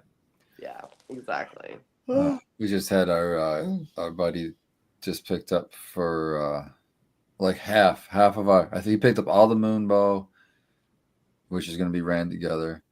He picked Nice. up the and a lot of about half of the Hash Church stuff. That's going to be all that's ran gonna be together. So good. we'll have those. Those will be what we have for Gems and Genetics I'm Oh stoked. yeah, Gems and Genetics. in June. It's coming up soon. A Yeah, month and a half out. Yeah.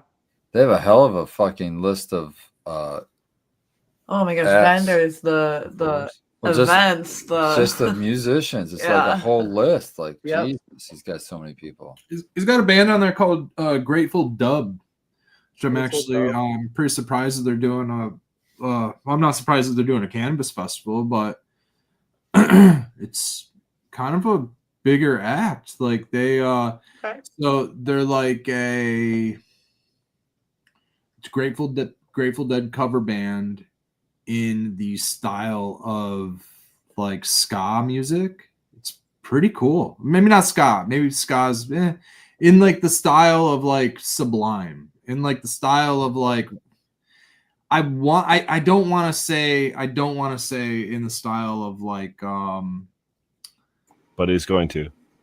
why I can't even think of the name of Rasta music. Reggae. It's kind of reggae. I guess it is. Maybe it is. Maybe it's Like like white reggae.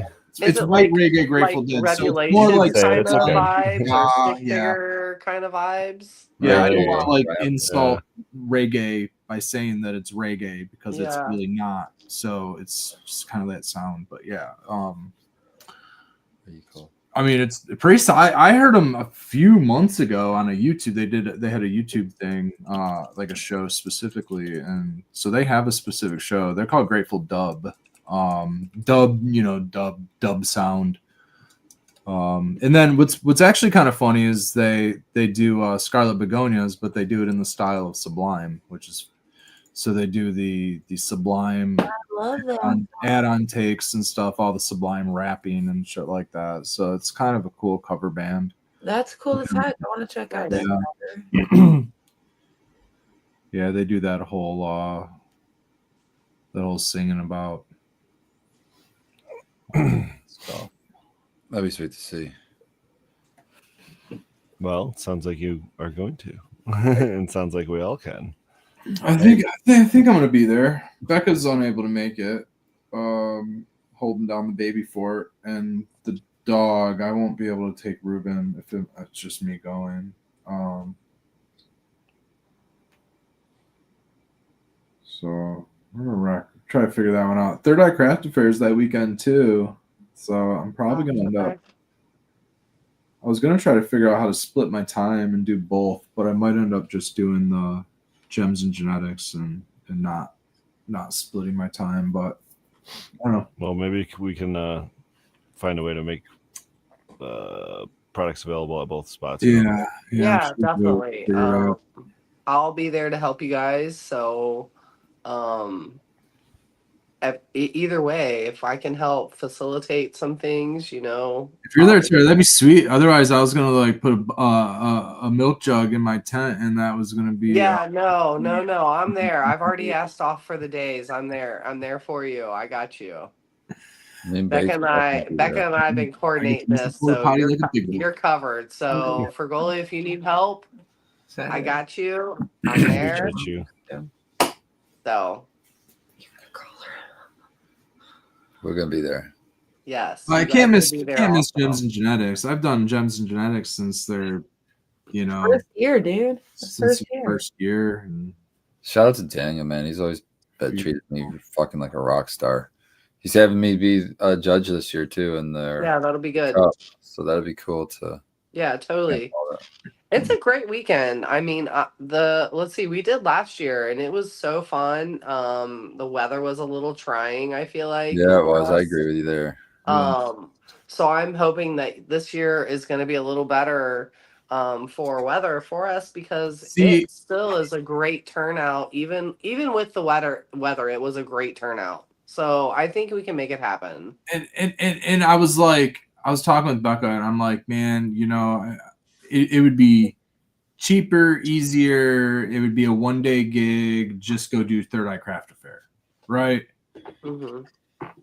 But I feel like if I opt into that and just do Third Eye Craft Affair, then it's going to be beautiful and everybody's going to be at Gems and Genetics. And I'm going to be Yeah. standing at Third Eye Craft Affair going, damn, I should have been at Gems and You Genetics. know, it's a crapshoot. That's the degrees thing. more. It's so hard to like, pick and choose, especially with the people we know in the market and what we're trying to come across with people and supply. And I feel like Gems and Genetics is a great outcome for people along with Third Eye Craft Affair. Holy shit! I mean, Jeezel Pete's. Well, I don't even know what we would do without the Third Eye Craft Fair right now because it's been really huge for the community. I feel like, Mhm. along with others, Vehicle City, those kind of things. We need more like places that are safe access to smoke and trade and what we do. So, I shout out everybody that can, make that happen. And I think, the things that are upcoming this summer are going to be good things. Yeah, there's definitely some good good things coming in. Yeah, definitely. Red, I don't think you'll have to pick and choose. I think we can make it so you'll have at least some product available at both locations. Yeah, Yeah. definitely. Always assuming we have the amount to be able to have it both. Right. I know that's part of the challenge too. We've got Yeah, and then you know what? The other thing is, though, is maybe we could all split up and one go one way, Drive. another Yeah, go that's the what I'm other saying. way, Like you have I was make it work. I was between considering doing. I almost wish that one, if that Third Eye Craft Fair was just on a Sunday, I would Yeah. totally do right, it. right. That'd be Friday, huge. come back That to would be huge. Do the old caravan deal. Yep. Yeah. I got a red setter T-shirt too. I can wear it and There it is. part of the team. There it is. You got enough of a crew on this panel that I got Fragoli shirt. 100%. Red 2 or Setter 3 shirt. booths. You got Chuck in the chat there. There's people that have got some experience now. Hey, speaking of Exactly. events, so I'm going to give you guys a little sneak peek because if you guys made it this long, we might as well share this. I can't share too much of it, but I'm going to share a little bit of it. So, where's this window at? Hold on now. Wrong window. There it is. Just a quick. I hope you guys can hear this. I'm just gonna blast this. Good luck with that. I hear nothing. Oh, I see. I gotcha. Nice. That's so awesome. What is this? Yeah, what is this? There's their hashishin. Whoa. Yeah, that was the Pele Polaire kickoff. That's Oh, cool. okay. Yeah, it was super cool. Oh, I see Superior. There's your Clay Chillum. It was so cool. I got to meet Superior Buds. That was awesome. I loved it. It was a good weekend. I didn't expect to chime in on that kind of thing, and it was like a last minute kind of thing, and I swooped in there and drove up, and oh boy, did I get something great. I mean, right there. Not that I haven't had great things, but this one right here. Which one is it? Oh, I got the Death Coast. Yes, it's so good. It's so It's good. so phenomenal. And hold on, I this like Baked texted me the other day, and he's like, "Is that rosin?" And I was like, "Yeah, bud, it is. It is so freaking almost like no color at all. It is, Death Star and East Coast Sour Diesel, and let me tell you, it is fucking on point. Really on point. Mm-hmm. Love it. And I can't say that I didn't love all the other ones that he had, but he had things I'd already had before. So this one I'd never had, and that's why I went there. So every other strain he had, I've already sampled. So this one out. Wow. really great. That was the one I got to sample at. I don't know if it was like a test wash or something, or just one of the earlier washes of it at the Hash Mash Cup. Okay. And then that was, going to be part of the launch. And I'm like, okay, this is the one. I think there was like That's 3 or the 4 of one. them that we got to smell. I think I got to Honestly. sample 2 or 3. And Not that the other ones weren't great. right. Just because I'd already had them just because it already has circulated its way through Michigan kind of thing with, people growing and that kind of thing. This one, nobody's got this. And this is good. This is so good. Yeah, it's fire. Yeah, guys got any, it's so fire. You guys got any other plugs or shout outs for before we check it for the night? All right. I want to shout out the kitchen that's going to be hooking me up here in not too long. Oh, the munchies. I'm gonna go learn how to make butternut squash pasta. There we go. All right, the Rec Craft Fair, May 17th. I'll be sending some recipes her way. Hell yeah. Get your I love it, anthocyanins with your Indigo Rose. Indigo Rose is Granddaddy Purple, and Blue Steel. Hit me up for seeds. Or Pew, pew, purple pew. sweet potatoes. Purple sweet potatoes. Coming now with We planted a bunch of blue bed of adders. rice and mahi mahi. Have a great night, everybody. Ooh, cheers, everyone.